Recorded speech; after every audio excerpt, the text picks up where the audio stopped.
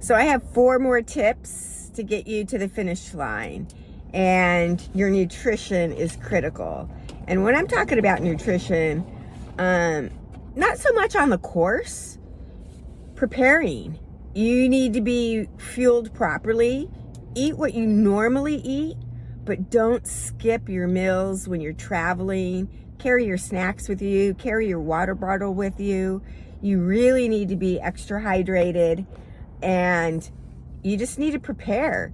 Again, you're traveling, you're nervous, blah, blah, blah is going on. You're still working. So prepare. I remember one year I was there, I was camping. I used to have a huge giant van before it was cool, of course. And I didn't really plan for dinner. And I wasn't gonna, I didn't have dinner. Thank goodness my girlfriend was like, hey girl, what you eating? We're having burgers, you want one? I was like, yeah, can I have 2?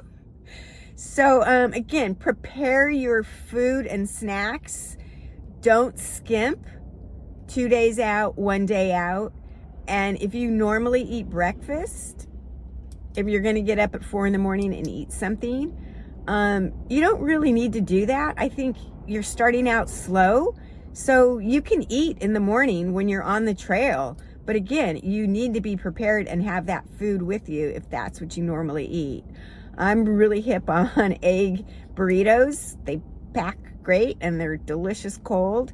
So I often put that in my front vest, in my vest pocket, and I'm good to go for a couple hours. And I might have a bite or 2. Unless I'm really hungry, then I'll just eat the whole damn thing. So your pack, again, wear it and have extra, a little bit of everything in there. Not everything, but I mean, toilet paper, chapstick. Don't forget your chapstick. The desert is harsh. I've finished hundreds and said the only thing that ever hurt was my lips or my nose from blowing my snot all day. And what's super important is, again, resting and getting your taper. Stretch, don't overstretch. Just move, do some walking, do some shuffling. You don't need to worry about your mileage for the week. You got to have 50 miles in there or something. Come on. It's going to pay off having fresh legs versus being exhausted and you thought you needed another long run a week out. You don't. You're done. You're done. It's a week. So, and my number one tip, think positive. Are you going to run 100 miles? You're telling your friend, I think I'm going to go try to run 100 miles. No, you're running 100 miles. Hey friends, I'm running 100 miles. Cheer me on. And I never run next to, around a Debbie Downer, somebody that's just negative, positive mental thoughts, looking for the finish line, looking for Jubilee, knowing you're going to get that belt buckle. I'm getting emotional. It's really, really important to have that visualization. And when things get rough, think of all that good stuff and think of those people. I always tell this. I've paced 1 million marathons with new people in the back of the pack. And I always tell people, remember when you told your work and one coworker was like, they're going to run a marathon? It's the same thing, right? You've told people you're going to run 100 miles and they're like, yeah, right. All right. How's she going to do that? How's he going to do that?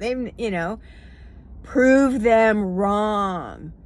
And that's a great motivator, because I remember when I went out to do my very first marathon, people were like, you're not even a runner. You've never been an athlete. Like, what? So prove people wrong.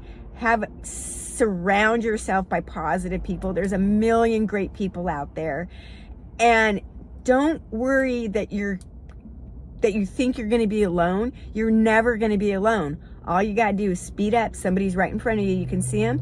Or slow down just a little bit and somebody's back there, and talk and help them And again, positive attitude. And if somebody says, oh, I'm really trying, this is so hard, I'm thinking about dropping out. No, you're not. The only time you're going to stop is because the cutoff caught you. That's the only reason. Because if you think you're going to keep going, you're not. When they cut you off, when you get a cutoff, you're dead. You're done. So again, visualize that buckle and get into the finish line. And I always do this crazy happy dance at the end.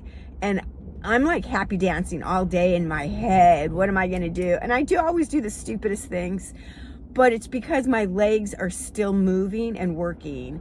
So have an awesome day out there, and I will see you out there next year 100%. I will be there. Have a great day.